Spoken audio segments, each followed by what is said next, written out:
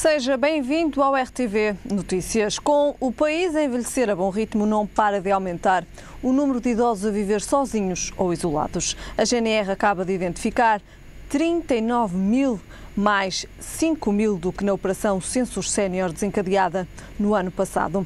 Aveiro foi o distrito em que mais subiu o número de idosos a viver sozinhos ou isolados e Beja aquele em que os guardas encontraram mais idosos a viver nessas circunstâncias. Na lista disponibilizada à imprensa seguem-se Viseu, Guarda, Bragança e Vila Real.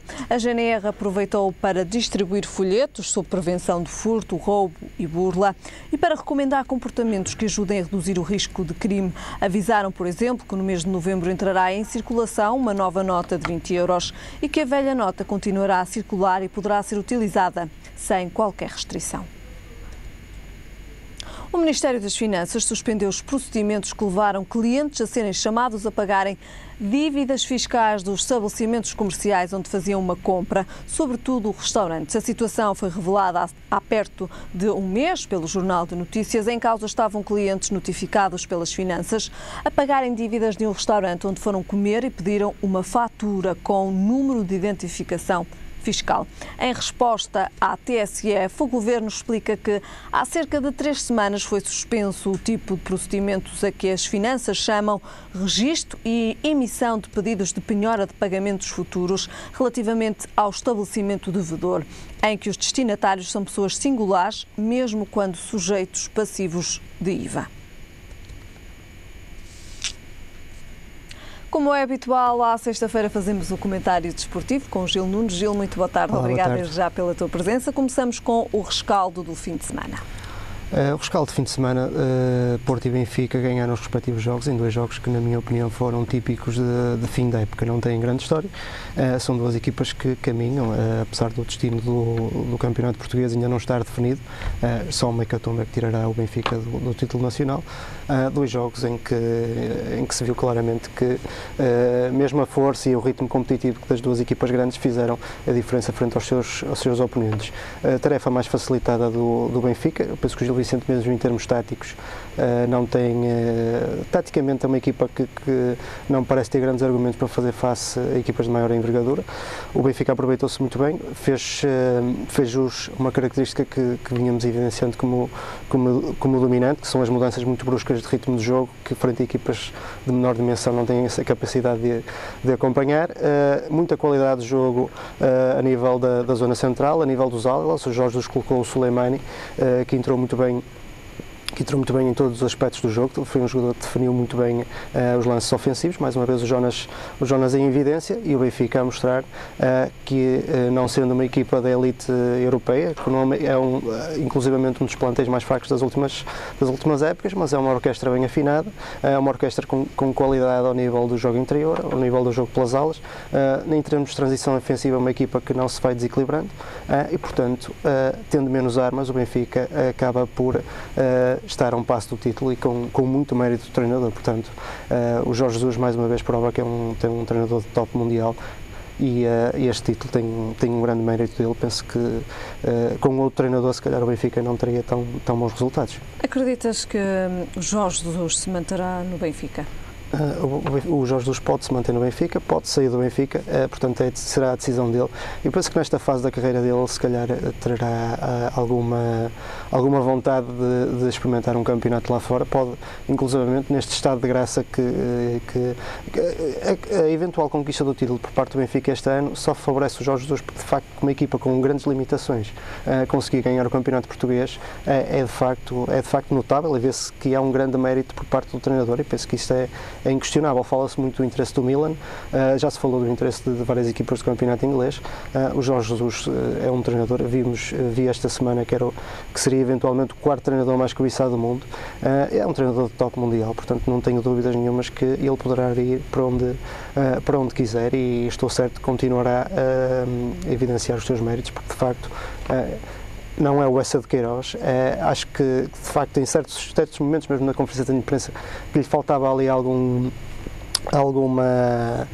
outro tratamento, mas seja como for, é um treinador que desportivamente é inquestionável, sua valia é inquestionável. Muito bem. Continuamos agora com o Sporting. O Sporting venceu o Nacional por 2-0, mais uma vez o Monteiro em evidência. É um jogador que vai aproveitando este final da época para ir ganhando algum fulgor. Penso que nos últimos 3 jogos marcou 4 golos, se não estou em erro. O Sporting vai fazendo também crescer as suas segundas linhas. O Tanaka já não é bem uma segunda linha, mas é um jogador que vai entrando muito bem em diversas fases do jogo e mostrando que é um jogador com capacidade mesmo para jogar nos 3. Que se foi evidenciando. É um jogador que se foi evidenciando. O Capel também entrou de início, é um jogador que, apesar de se falar muito que pode sair no final da época, mas é um jogador que vai tendo os seus minutos.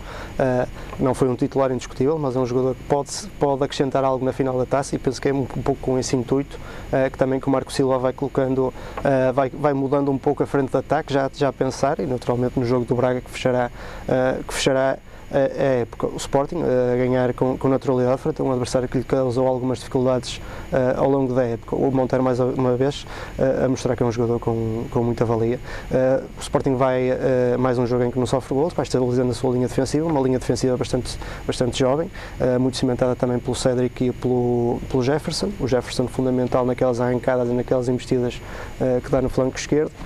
O Sporting uma equipa jovem, centrais jovens, com muitas segundas linhas com potencial, e o Marco Silva vai evoluindo a equipa de forma a consolidá-la e já a prepará-la para a próxima época. Uma equipa jovem, um treinador jovem também, como é que avalias o trabalho do Marco Silva? É um trabalho muito bom, de facto.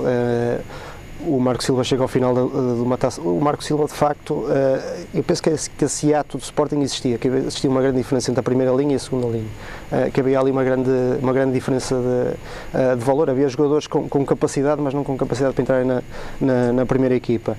O Marco Silva vem fazendo esse trabalho, bem corrigindo agora no final da época, já que não tenha tanta a pressão dos resultados. No campeonato cumpre aquilo que tinha a cumprir, portanto a equipa vale um terceiro, quarto lugar, ele conseguiu ter um terceiro lugar, portanto está completamente de parabéns. Em termos europeus, foi uma equipa que fez uma boa Liga dos Campeões, eliminada com alguma infelicidade por um frango do Andanovic, pelo guarda-redes. Era uma equipa que era superior ao Schalke, mas por alguma mesmo infelicidade, não houve incompetência da equipa do Sporting, foi mesmo falta de sorte. O Sporting transitou para a Liga Europa, teve muitas asas no sorteio, calhou-lhe o Wolfsburg, segundo classificado da Liga Alemã, fez uma má segunda parte contra o Wolfsburg, e isso condicionou o resto da eliminatória. Uma eliminatória muito equilibrada, mas que o Sporting podia ter ultrapassado, mas de facto não era a sua obrigação. Na Taça de Portugal eliminou o Futebol Clube do Porto, depois teve alguma sorte no sorteio, verdade seja dita, mas cumpriu sempre e, portanto, a época do Marco Silva é muito boa mesmo, portanto não podemos apontar nada, mesmo as decisões que tomou em termos táticos. É um treinador que de facto está na primeira linha dos melhores treinadores portugueses, e estou certo que continuará a mostrar o seu valor, não foi uma aposta falhada. Não comentámos o percurso do Lopetegui no Futebol Clube do Porto, poderemos fazê-lo ainda. Acreditas que continuará também Lopetegui no Futebol Clube do Porto? É uma grande incógnita, O Lopetegui teve alguns, é um treinador que teve alguns aspectos positivos, sobretudo depois da derrota com o Benfica, conseguiu crescer muito a equipa, e alguns jogadores mesmo individualmente ganharam uma maior dimensão às ordens do espanhol. Falo do Danilo, por exemplo, falo no Ruben Neves, que foi muito bem sacado. O Casemiro também na posição 6 foi crescendo muito, o próprio Herrera com os seus movimentos de penetração, que são muito essenciais ao Futebol Clube do Porto em todos os jogos. A extensão do Brahimi. O Lopetegui teve algum mérito coletivo após o jogo do Benfica, em que conseguiu crescer coletivamente a equipe, depois também crescer individualmente alguns jogadores. É um treinador, quanto a mim, esteve muito mal no jogo fora quanto ao Bayern, tomou uma opção errada ao colocar aqueles... A fazer as escolhas, ao fazer uma equipa muito encolhida lá atrás, sem aquela capacidade de pressão que teve no jogo da primeira mão, e penso que perdeu um bocadinho a cabeça nesses 2 jogos com o Bayern e com o Benfica, que lhe hipotecaram a época. Não lhe dou uma nota tão alta como dou ao Marco Silva, obviamente, e ainda faço a ressalva. O último campeão foi o Vítor Pereira, com uma equipa, com um plantel dos mais fracos dos últimos anos. Portanto, o Lopetegui é um treinador que, quanto a mim, é um treinador que gera dúvidas. Tem aspectos positivos, aspectos negativos, e penso que essas dúvidas também estarão na cabeça dos responsáveis do Futebol Clube do Porto. Pedia-se algo mais, de facto, e se sair não será muito surpreendente.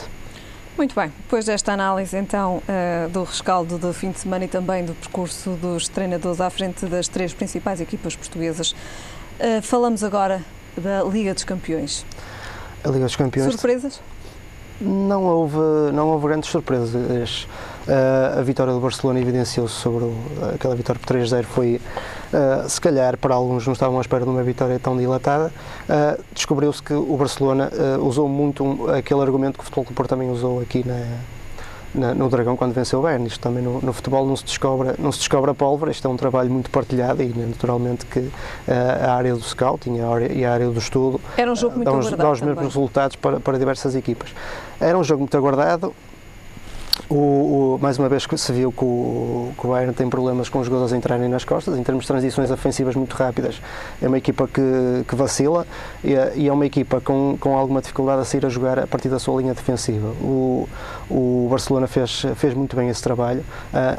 E chamo a atenção para um jogador que passa um pouco despercebido, mas para mim é um jogador fabuloso, que é o Jordi Alba. É um jogador que, em termos de flanco esquerdo, é um jogador que me encanta muito, mesmo pela forma como arranca, como consegue ler muito o jogo em antecipação. É um jogador extremamente inteligente e numa equipa com tantos talentos, ter um valor discreto como ele também é sempre de registar. Depois apareceu o Messi, aquele segundo gol é uma coisa absolutamente diabólica. O Messi, apesar de eu já ter dito e reafirmo que o Ronaldo para mim é o melhor jogador do mundo, o Messi é tecnicamente o melhor jogador do mundo e aquele segundo gol que ele faz ao Boateng é uma maldade.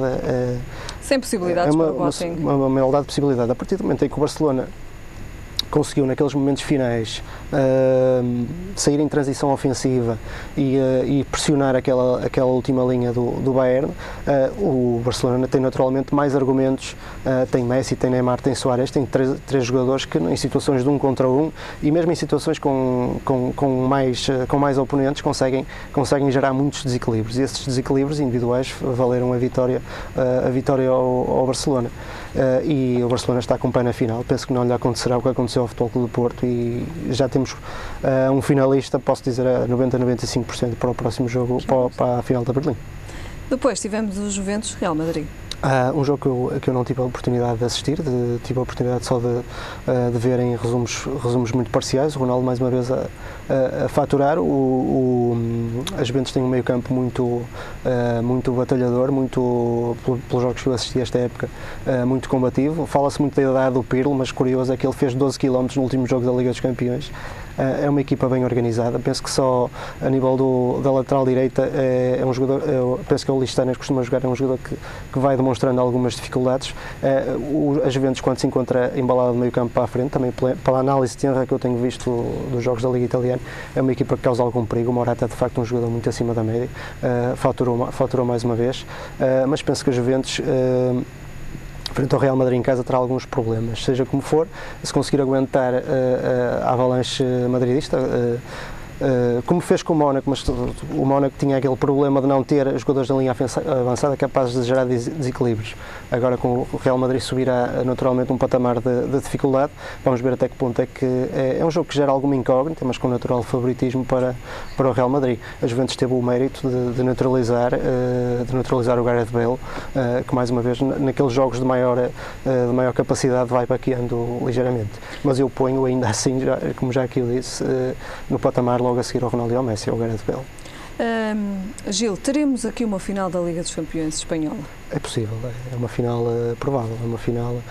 provável, e é um duelo que, para além de ser um duelo entre as duas melhores equipas espanholas, será um duelo Messi-Ronaldo, que é muito apetecível em termos publicitários e em termos de público. Como te disse, o jogo das Juventus com o Real Madrid já é alguma incógnita. Vamos ver até que ponto é que o Real Madrid consegue controlar a ansiedade, não sofrer golos. O Real Madrid tinha algumas debilidades em termos de processo defensivo. Teve nos oitavos de final, frente ao Schalke 04, teve alguns problemas mesmo em nível de intranquilidade do guarda-redes. O guarda-redes continua a vacilar em momentos decisivos. Vamos ver até que ponto essa final se pode concretizar. Penso que o Barcelona, por aquilo que eu vi no jogo, é o principal candidato à conquista da Liga dos Campeões este ano. Muito bem. Falamos agora também de futebol internacional, mas com o nome português, José Mourinho. José Mourinho mais uma vez a ganhar o título inglês. penso que é uma equipa que viveu um primeiro ciclo que ele construiu quando a sua passagem. Construiu um primeiro ciclo de jogadores com o Essien, com o Lampard, com o Terry, um ciclo que se foi prolongando depois mesmo pelo Avantgrande e pelo Mancini, pelos técnicos que se passaram a posteriori. Depois ele, quando chegou, vai terminando esse primeiro ciclo, que era um primeiro ciclo já muito mais claro, com outros jogadores que naturalmente foram completando esse ramalhete, e ele agora constrói uma nova equipa. O ano passado começou a construí-la, e este ano ela de facto está a dar resultados. E penso que para o ano o Chelsea estará ainda mais forte. É uma equipa que está de facto em construção. Mourinho foi buscar o Fábricas, foi buscar o Drogba, jogadores que na frente de ataque, mesmo o próprio William, são jogadores que causam alguns desequilíbrios. Não é uma equipa tanto de combate como aquele do primeiro ciclo, na minha opinião, mas é uma equipa que, mesmo não jogando um futebol muito atrativo, sabe ter essa mescla de ser uma equipa eficiente quando é necessário, e uma equipa que sabe desdobrar-se em alguns rasgos de criatividade que lhe vão valendo a vitórias. Naturalmente o Hazard está completamente em destaque. É uma equipa com mais artistas, uma equipa mais refinada, mais estética do que aquela do primeiro ciclo, e é uma equipa que vai um pouco sendo moldada à imagem de José Mourinho, que mais uma vez prova que por onde passa vai vencer, e eu penso que o Chelsea para o próximo ano na Liga dos Campeões será um dos sérios candidatos à vitória, porque tem tido esse trajeto completamente ascendente. Muito bem. Gil, falamos agora do Rio Ave. O Rio Ave fala-se nos 3 jogadores que podem sair para o Benfica: o Hassan, que já aqui falámos a semana passada, um jogador de facto com algumas qualidades, e dois regressos: o Ederson, que jogou nos Júniores do Benfica e foi titular na fase final, um guarda-redes com alguma qualidade, mesmo a jogar com os pés. Eu lembro que ele tinha, nos lançamentos compridos, ele tinha muitas qualidades, e é um guarda-redes que não vai vacilando, é um guarda-redes de imenso porte, e será sobretudo uma aposta para o futuro. Quero frisar que também esta contratação, sendo jogadores que, tendo estado nas camadas jovens do Sporting, do Benfica, peço desculpa, em termos de inscrições de Liga dos Campeões, é mais favorável ao Benfica ter esse... podem fazer a inscrição como jogadores que foram formados nas suas camadas jovens. Depois o jogador, que é o Diego Lopes, foi o melhor jogador do campeonato de iniciados no seu ano. É um jogador para mim, espanta-me não estar a um nível mais elevado. Penso que depois, na sua passagem de júniores, de juvenis, de júniores e mesmo para sénior, não confirmou um pouco da fama que tinha granjeado quando era iniciado, quando chegou a Portugal. É um jogador que agora está a fazer um bom final da época. É um jogador que joga muito bem na posição 10. É um jogador que era famoso pelos seus arranques, pelos seus dribles em velocidade. Penso que ele agora estará mais cerebral. Vamos ver até que ponto é que consegue evoluir, mas é como te digo, eu pensei, quando o vi a primeira vez a jogar, pensei que hoje estaria num patamar mais elevado que aquele que está. Mas é um jogador muito jovem, ainda pode recuperar esse tempo perdido. Vamos ver até que ponto é que no Benfica, se confirmar esse negócio, poderá ou não evoluir. Agora falamos de Peter Lim, do Exatamente, e o segundo parâmetro que tínhamos para falar, fala-se muito da aquisição do Peter Lim, que será, se tal ocorrer, será certamente uma injeção de capital que tornará o Rio Ave uma equipa, penso eu, com capacidade para estar nos lugares europeus. Mais competitiva também. Mais competitiva também. Eu já disse aqui várias vezes, o Rio Ave, com 2 ou 3 jogadores que fizessem um bocadinho mais a diferença, poderia ser uma equipa que pudesse incomodar mesmo os grandes.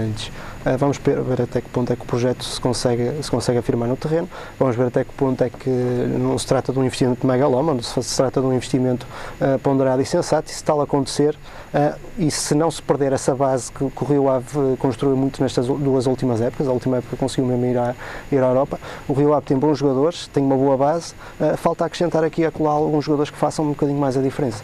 Se o conseguir, o Rio Ave é uma equipa para estar nas competições europeias todos os anos e com regularidade. Não ser a exceção a apurar-se para a Europa, mas ser o normal. Vamos ver até que ponto é que isto se poderá concretizar ou não. Ainda estamos no domínio da especulação. E quando se irá concretizar também? São notícias, são especulações, e ainda não sabemos até que ponto é que isto se poderá confirmar ou não. Muito bem. Fazemos agora, e para fecharmos também este comentário, a antevisão do fim de semana. Antevisão de fim de semana, eu queria chamar a atenção para o jogo do Tondela. O Tondela está prestes a subir pela primeira vez à sua história à primeira divisão. Para além do Tondela, o Covilhã e o Chaves também têm alguns argumentos que podem... O Covilhã e o Chaves seriam regressos. Exatamente. Seriam regressos. Vamos ver até que ponto é que a segunda Liga, apesar de ter 24 equipas, tem alguma emoção. Vamos ver até que ponto é que isto, nas jornadas finais, se poderá dar. A antevisão de fim de semana, 2 jogos relativamente fáceis, quanto a mim, para o Benfica e para o Futebol Clube do Porto. O Futebol Clube do Porto, com mais ou maior dificuldade, tem mais capacidade para fazer frente a um Gil Vicente que taticamente vai revelando alguns problemas, quanto a mim, que já aqui eu disse no princípio do comentário. Os 2 jogos de final da época, não há muito a dizer. O Benfica com um ritmo de jogo muito superior ao do Penafiel, a jogar no Estádio de Luz, moralizado, com muita qualidade nas alas, no meio, já que eu disse, com uma equipa que vai criando muitas organizações de jogo e uma equipa que quase que abafa os seus adversários, e penso que o Penafiel não terá grandes argumentos para contrariar essa dinâmica benfiquista, que por certo só o hecatombe tirará o Benfica do título. A tarefa mais complicada para o Sporting, o Sporting que já não pensa muito no campeonato. Vamos ver até que ponto é que o Estoril também consegue criar alguns problemas. O Sporting não estará muito preocupado com o resultado, mais uma vez terá a oportunidade de se fazerem alguns testes. Será um jogo que eu não arrisco o prognóstico, porque eu acho que chegamos a um final da época em que os resultados às vezes contam menos, as épocas estão mais ou menos construídas. Será um jogo de testes, de análise. Vamos ver até que ponto o Tanaka continua a evoluir, o Mané vai aparecendo muito bem nas zonas de finalização, e outros jogadores, a estabilização da linha defensiva. Vamos ver até que ponto é que o Sporting continua a fazer crescer essas suas segundas linhas. É um jogo não de resultado, mas quanto a mim um jogo mais de laboratório. Muito bem. Gil, damos então por terminado este comentário de hoje. Voltamos a ver-nos na próxima semana. Até para a semana. Ficamos agora com a previsão do estado do tempo para amanhã. São então esperados períodos de céu muito nublado, sendo por nuvens altas a partir da tarde. Quanto a temperaturas, o Porto espera uma mínima de 13 graus e uma máxima de 21. Em Lisboa, a mínima será de 14 graus e a máxima de 26. E em Faro, a mínima será de 16 graus e a máxima de 27. É tudo por agora, já sabem, a informação regressa mais logo. Até lá, fique bem.